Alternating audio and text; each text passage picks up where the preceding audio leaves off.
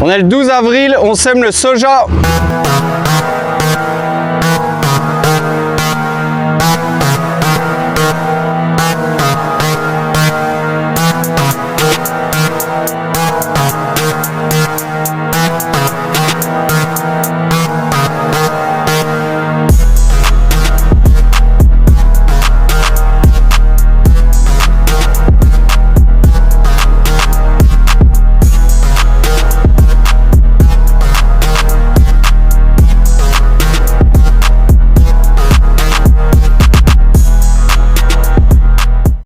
Salut à tous, bienvenue sur cette nouvelle vidéo de la chaîne Sem Précision.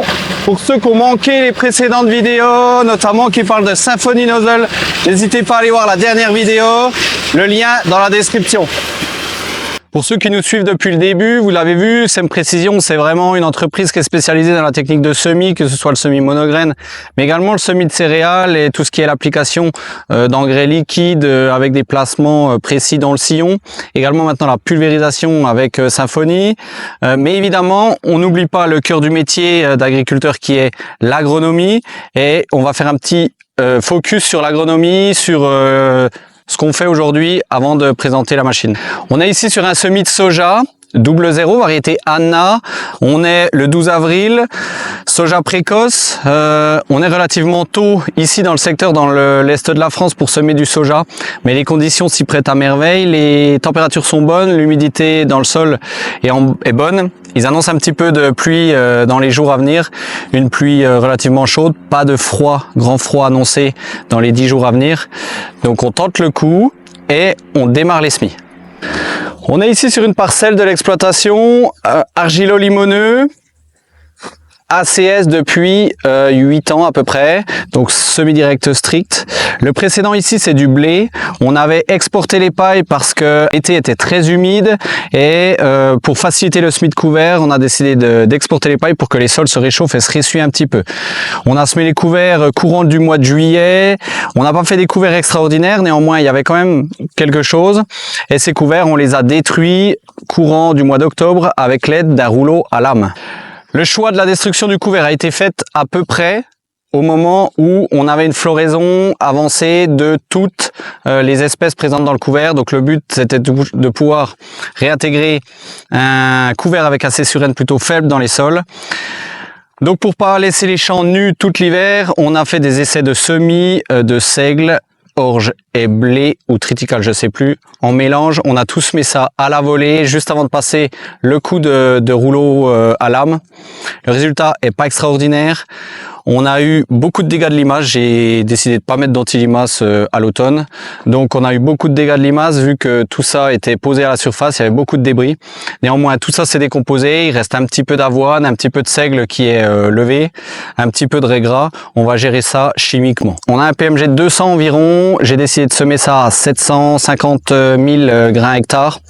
On a toujours de la perte en semi-direct. L'objectif, c'est d'en avoir 45 à 50 pieds mètres carrés levés correctement. Donc je prends une marge, on est tôt, on ne sait pas les conditions qu'on va avoir derrière, on peut avoir de la perte. Les taux de germination sont très bons, donc là-dessus, on est à peu près confiant. Et donc on a choisi le 750A pour semer. On va regarder ensemble la configuration.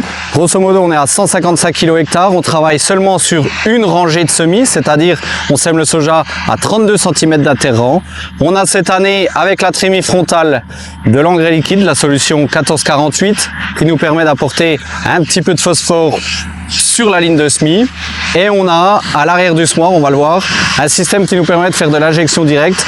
Et là on fait l'inoculation en même temps que le semis du soja.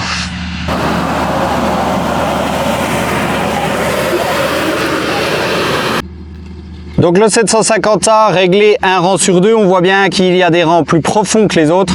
En fin de compte, la rangée de devant, on essaie de ne pas la faire travailler pour éviter d'user le semoir pour rien. On sème bien tous les 32 cm.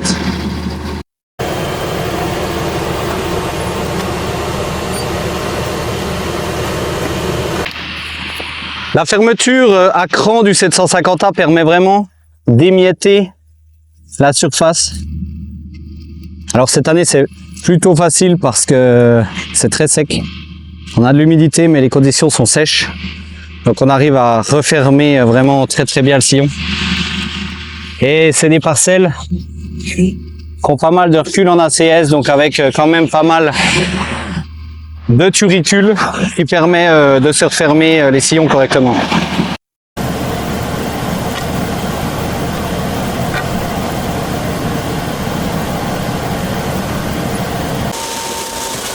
Voilà sur la plateforme du semoir. On a ici de la semence, donc un doseur, et à l'arrière de l'anti-limace. On met un petit peu d'anti-limace sur la ligne de semis, ça permet d'assurer le coup, surtout derrière couvert, il y a toujours des problèmes de dégâts de limace. Pour la partie inoculation et injection directe, on a une cuve ici qui permet de stocker ce qu'on veut injecter directement dans la ligne de semis. On a un petit doseur ici mécanique qui règle un pourcentage en fonction du flux d'écoulement d'engrais liquide. Tout ça va dans une nourrice qui est située sur le châssis du semoir et ça permet de venir positionner tous ces produits dans le sillon.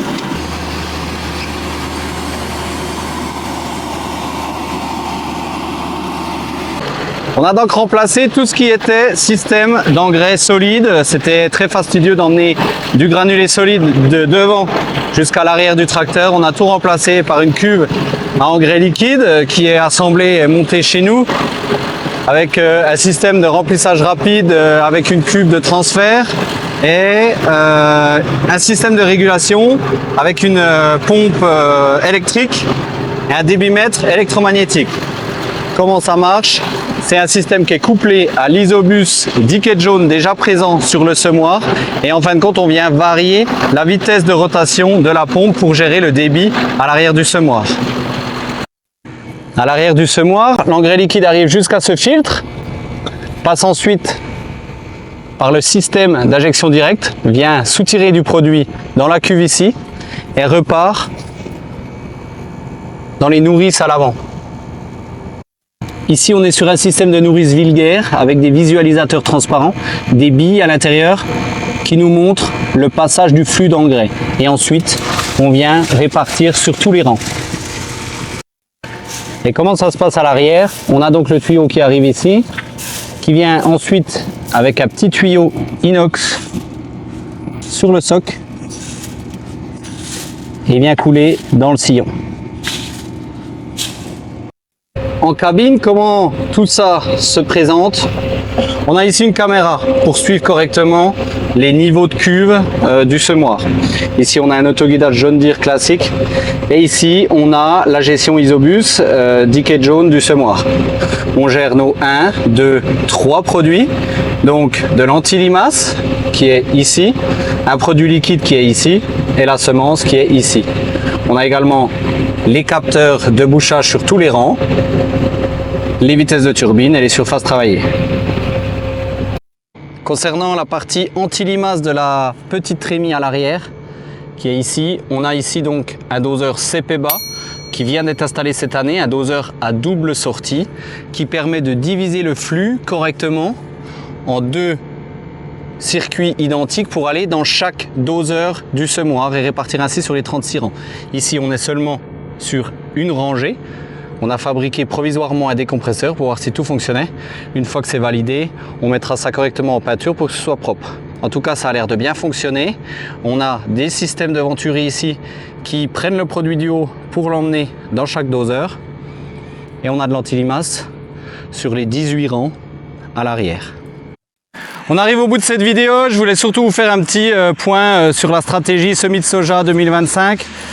Voilà, j'espère que le format vous intéresse. On va faire quelque chose de similaire pour le semis de maïs. Et je vous souhaite bon semis à tous et à bientôt dans la prochaine vidéo.